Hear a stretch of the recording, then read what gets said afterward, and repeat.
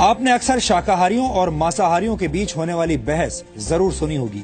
मांसाहारी कई बार शाकाहारियों को घास फूस खाने वाला बताते हैं, जबकि शाकाहारी लोग मांसाहार करने वालों को जानवरों पर अत्याचार करने वाला कहते हैं। वैसे दुनिया के ज्यादातर देशों में लोगों को अपनी मर्जी से भोजन करने की पूरी स्वतंत्रता है, लेकिन इनमें से मांसाहार यानी नॉन वेज फूड खाने वालों की संख्या सबसे ज्यादा है। फ्रेंड्स ऑफ अर्थ नामक संस्था के मुताबिक दुनिया भर में सिर्फ 50 करोड़ लोग ऐसे हैं जो पूरी तरह से शाकाहारी हैं यानी वेजिटेरियंस हैं। यानी 740 करोड़ की आबादी वाली दुनिया में आप शाकाहारियों को अल्पसंख्यक भी कह सकते हैं। फ्रेंड्स ऑफ अर्थ संस्था ने 2014 में एक मीट एटलस जारी किया था, जिसके मुताबिक दुनिया भर में सबसे ज्यादा शाकाहारी लोग भारत में रहते हैं। भारत की 31% जनसंख्या शाकाहारी है। भारत में भी हर व्यक्ति को अपना भोजन चुनने की आजादी है और हम इस आजादी का पूरा समर्थन करते हैं। लेकिन अमेरिका की नेशनल एकेडमी ऑफ साइंसेज के एक नए रिसर्च के मुताबिक अगर पूरी दुनिया में शाकाहार को बढ़ावा मिले तो धरती को ज्यादा स्वस्थ, ज्यादा ठंडा और ज्यादा दौलतमंद बनाया जा सकता है। फिलहाल दुनिया में 3 तरह का भोजन करने वाले लोग हैं। पहले जो मांसाहार करते हैं यानी नॉन वेजिटेरियंस हैं, दूसरे जो शाकाहारी हैं यानी वेजिटेरियंस हैं, और तीसरे वो लोग हैं जो शाकाहारी हैं और जानवरों से प्राप्त किए जाने वाले प्रोडक्ट्स जैसे दूध का सेवन भी नहीं करते। ऐसे लोगों को वीगन कहा जाता है। अमेरिका की नेशनल एकेडमी ऑफ साइंसेज की स्टडी के मुताबिक अगर शाकाहार को भोजन में ज्यादा जगह दी जाए तो दुनिया में हर साल होने वाली 50 लाख मौतों को टाला जा सकता है। और अगर लोग दूध और दूध से बने उत्पादों का सेवन भी बंद कर दें तो हर साल करीब 80 लाख लोगों को मरने से बचाया जा सकता है। हालांकि ऐसा करना काफी मुश्किल काम है। भोजन में मांसाहार की मात्रा कम करने से दुनिया भर में हर साल करीब 66,73,000 करोड़ रुपए बचाए जा सकते हैं, जबकि ग्रीन हाउस गैसेज के एमिशन में कमी आने से 33,36,000 करोड़ रुपए की बचत होगी। रिसर्च के मुताबिक इस पहल से सबसे ज्यादा फायदा विकासशील देशों को होगा। स्टडी के मुताबिक कम कैलोरी वाला भोजन करने से मोटापे की समस्या कम होगी और लैटिन अमेरिका सहित पश्चिमी देशों में पब्लिक हेल्थ पर होने वाले खर्च में कमी आएगी, जबकि फल और सब्जियों का उत्पादन बढ़ने से भारत सहित दक्षिण एशियाई देशों की अर्थव्यवस्था को जबरदस्त फायदा होगा। लेकिन ये सब कुछ इतना आसान भी नहीं है, क्योंकि ऐसा करने के लिए फल और सब्जियों के सेवन में 25% का इजाफा करना होगा, जबकि रेड मीट के सेवन में 56% की गिरावट लानी होगी।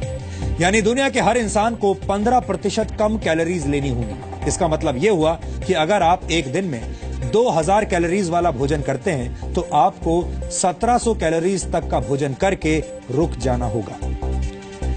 मांसाहार आपकी सेहत के लिए कुछ हद तक फायदेमंद हो सकता है, लेकिन धरती की सेहत के लिए मांसाहार बिल्कुल भी फायदेमंद नहीं है।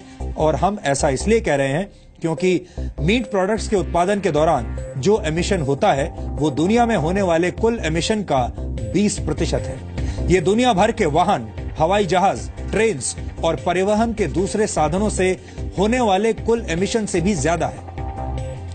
एक अनुमान के मुताबिक जानवरों को पालने के लिए उन्हें जो भोजन दिया जाता है वो अगर इंसानों को मिलने लगे तो दुगने लोगों का पेट भर सकता है। 1 किलो पोर्क के उत्पादन के लिए करीब 8 किलो भोजन जानवर को दिया जाता है, जबकि 1 किलो चिकन तैयार करने के लिए एक मुर्गे को 3.5 किलो अनाज खिलाना पड़ता है। इसी तरह मीट प्रोडक्ट्स को खाने की टेबल तक पहुंचाने में सब्जियों के मुकाबले 100 गुना ज्यादा पानी का इस्तेमाल किया जाता है।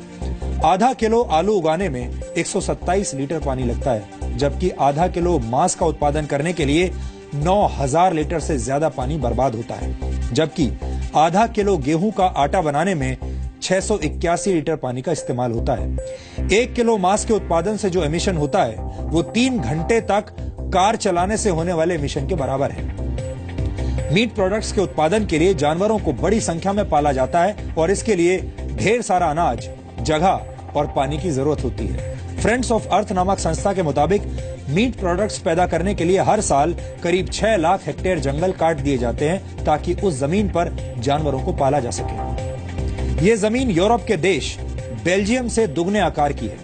400 ग्राम मांस के उत्पादन के दौरान करीब 40 किलो ऐसे पदार्थ पैदा होते हैं जो ग्राउंड वाटर को विषैला बनाते हैं। दुनिया में उपलब्ध 70% फ्रेश वाटर कृषि में इस्तेमाल होता है और इसमें से एक बहुत बड़ा हिस्सा मीट उत्पादन के लिए होने वाले पशुपालन पर खर्च होता है। अगर लोग खाने में शाकाहार को ज्यादा जगह देने लगेंगे तो जानवरों को पालने में इस्तेमाल हो रही 160 करोड़ हेक्टेयर जमीन मुक्त हो जाएगी। ये भारत के कुल क्षेत्रफल से भी दुगनी जमीन है। एक अमेरिकी साल भर में औसतन 122 किलो मीट प्रोडक्ट्स खा जाता है। वेजिटेरियन सोसाइटी नामक एक संस्था के मुताबिक ब्रिटेन में मांसाहार करने वाला हर व्यक्ति अपने पूरे जीवन काल में औसतन 11,000 जानवर खा जाता है। इनमें 28 बतख, 1 खरगोश, 4 बड़े जानवर, 39 टर्की, 1,158 चिकन, 3,593 शेलफिश और 6,182 मछलियां शामिल हैं। कुल मिलाकर अगर वैज्ञानिक रिपोर्ट्स को आधार बनाया जाए तो यह कहना गलत नहीं होगा कि हफ्ते में सिर्फ एक दिन के लिए शाकाहार को अपनाकर भी धरती को बचाने की दिशा में बड़ा कदम उठाया जा सकता है, क्योंकि मांसाहार कम होने से ग्लोबल वार्मिंग में कमी आएगी और धरती के वातावरण को ठंडा बनाने में मदद मिलेगी। उम्मीद है कि हमारे इस विश्लेषण ने आपकी आंखें खोल दी होंगी और अब आपको हरी सब्जियां और फल ज्यादा अच्छे दिखाई दे रहे होंगे। हालांकि हम यहां ये बात जरूर कहेंगे कि आपको किस तरह का भोजन करना है, ये फैसला लेने का अधिकार सिर्फ आपका है और हम आपके इस फैसले का पूरा सम्मान करते हैं।